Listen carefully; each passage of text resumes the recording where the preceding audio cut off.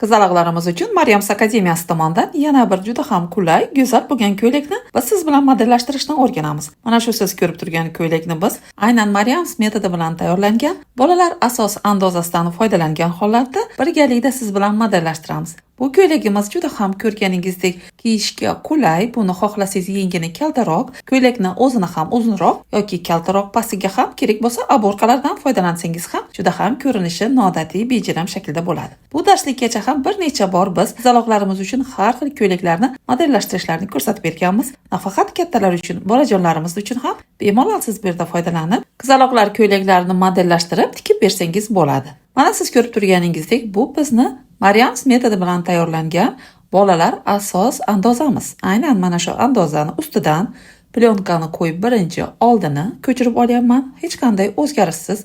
So'ng orqani ham xuddi shunday ko'chirib olyapman. Demak, bizga bu yerda andozalarimiz oldi, orqa va yeng andozasi kerak bo'ladi. Har doimgidek Maryams akademiyasida komplekt bo'lib, yeng andozalari o'z andozani o'zidan chiqadi. Ya'ni bu tayyorlagan andozamizga komplekt yeng andozalar ham bir xilda tayyor bo'lib chiqadi. Birinchi bo'lib ko'ylagimizni oldi ochilishini men ko'rsatgan raqamlar bo'yicha yelkasidan 2 sm jildirdim, pastga 13 sm qilib burchak holatda ozgina yoylashtirib chizib oldim. So'ng endi orqa bo'yin o'yindig'imizni ham aynan mana shu jildirilgan joyga moslashtirib ozgina chuqurroq qilib chizib olyapman. Orqada bo'yin o'yindig'im 3,5 sm. Siz ham bemalol xuddi shunday tayyorlab olsangiz bo'ladi. Agar xohlasangiz, oldini dumaloq shaklda tayyorlasangiz ham bo'ladi. Hamma o'zi xohlagan formani chizib olishi mumkin.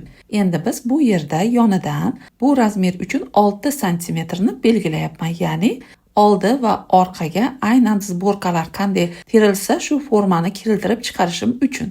Ko'rayotganingizdek birinchi to'g'ri qilib chizib olyapman. Mana shu joyda bitta sekretni sizga o'rgataman, ya'ni sirni. Yaxshilab qarab turing. Demak, to'g'ri chizib olgan mana shu chiziqlarimiz yordamida orqani 1 sm ga ko'tardim orqa tarafdan, oldini bo'lsa 1 sm ga yoylashtirib, yuqoriga burchak shaklini keltirdim.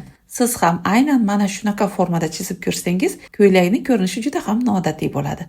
Oldi va orqa o'rtalarini albatta chizib olamiz, so'ng yuqori qismini ajratib olamiz. Bu nima uchun kerak? Aynan endi biz mana ko'ylagimizni pastki qismlarini zborka holatga keltirishimiz uchun.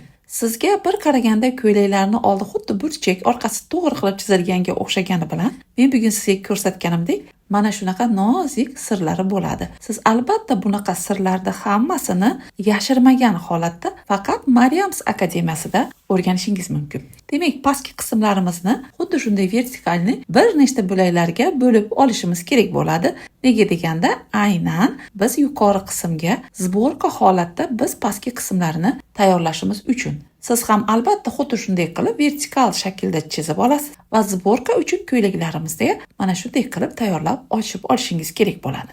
Mana shu video darsligimizni to'liq holatda va yana andozalar sxemasini agar olishni xohlasangiz, albatta Telegram kanalimizga o'ting. Shu yerda plus qoldirsangiz ham bo'ladi yoki bo'lmasa, mana shu profilni yuqorisida turgan Telegram kanalimizga o'tib murojaat qilsangiz, to'liq video darslik va aynan mana shu ko'ylak andoza sxemalarini ham qo'lga kiritishingiz mumkin. Maryamsga obuna bo'lib, albatta izohlarda fikringizni yozib qoldiring. Shunday foydali videoni yaqin tanishlaringizga ham albatta yuborib qo'yishni unutmang.